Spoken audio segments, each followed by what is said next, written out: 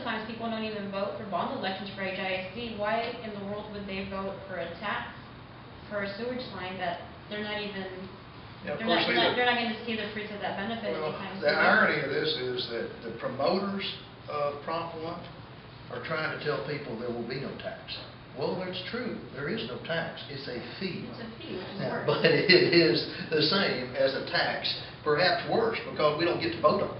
Right. It's just a fee that's going to be slapped on us, and it has no limit. City of Houston, basically this charter amendment calls for a minimum of $125 million a year. We've got council members talking about numbers that could be $400 million, $600 million a year. One of the things I like to point out is, look, the city in overall numbers, I don't know if you're aware of this, but actual property taxes the city collects are like $900 million, less than $1 billion. But the city spends over $4 billion a year, counting airport income, etc. Okay, sewer and water, all their fees they get. Over $4 billion a year.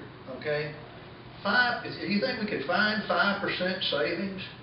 Be $200 million a year, maybe even 10. I would say, to the answer, well, where are you going to get the money to do storm sewer? And my answer is, you find it within the $4 billion plus we're spending a year. Right? You know, basically, the Realty Association group, this is their political advisory group, but they were friendly, and I'm not sure they have my same passion for protecting churches and the school. I just don't know. They played, it's a confidential meeting, so officially they're not supposed to let me know. So had to determine whether or not they are going to vote for us or against us, I'm not sure. But I had a lot of them thanking me for being there, and I had a lot of friendly questions. I'd say I only had one even hint of an unfriendly question, and simply was, well, if you don't want this way, how do you want to do it? And I explained, I want to do it with a clearly outlined plan, and I want to see a bond issue, and we sell it to the voters to vote for the taxes to support the bond issue. We've done that plenty of times. That's nothing new. But that it's paid for correctly. It's not a backdoor tax on our churches, our schools, YMCA's, and all other charities. So I hope for the best. I think that I gave them a good background, and we'll see. I mean, realtors. The bottom line for commercial realtors is that, and the way I explained it to them is, if this thing only assesses the minimum of $125 million a year, then that's going to be about a 20% increase in what you now deduct from the bottom line of the project, about 20% increase in the taxes. Okay? If they assess these higher numbers that councilmen have been talking about, you're going to more than double the equivalent of the taxes. It's going to be a big fee, and what the assessment per acre for the minimum is really up to debate based on what Costello has been saying. He uses a rate of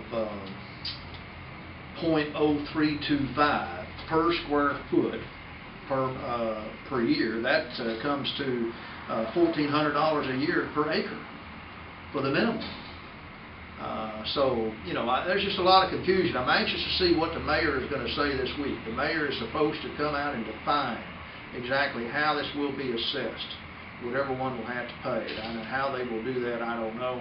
I'm anxious to see it. Councilman Costello said she was going to do that Wednesday. Okay.